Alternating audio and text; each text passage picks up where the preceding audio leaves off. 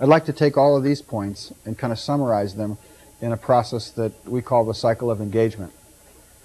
And then from here, I think we've established enough of a background, both the marketing background and context for how all this functions in the world, how we might see the multimedia opportunity in business, the multimedia opportunity in education and in the home, from a point of view of what will differentiate products because of their extended capacities to really engage people. In order to get at that a little more, I'd like to take a moment and go through this little chart I have up here now. Even as you listen to me now, the words that I say create a kind of foreground experience in your mind. And that as I'm talking, or as I'm using these words and what have you, from the background of your experience comes the context from which the meaning of what I'm saying is given. So, for example, when learning is occurring, when new learning is happening, there's a stretch that occurs from the point at which, let me back up a second. If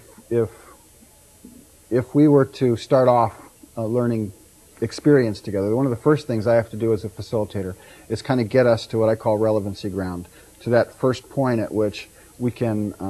sync up, so to speak, about where it is we are as we move into the new territory, whether it's about math or physics or history or whatever it may be.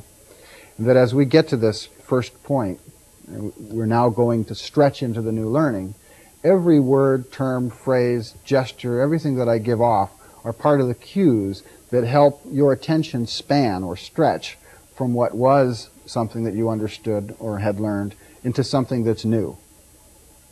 During this process of stretching from the old learning, or for what's relevant in the past, to the closure of some new learning process,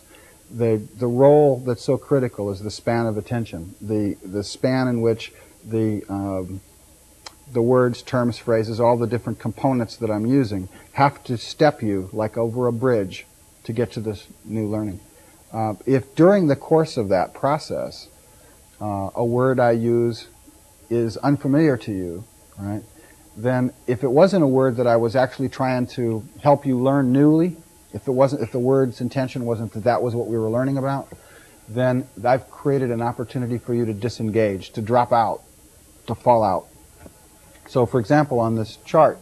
you can look at this. What I'm saying is that here's the flow of the foreground experience, and here's the flow of the background experience we were talking about.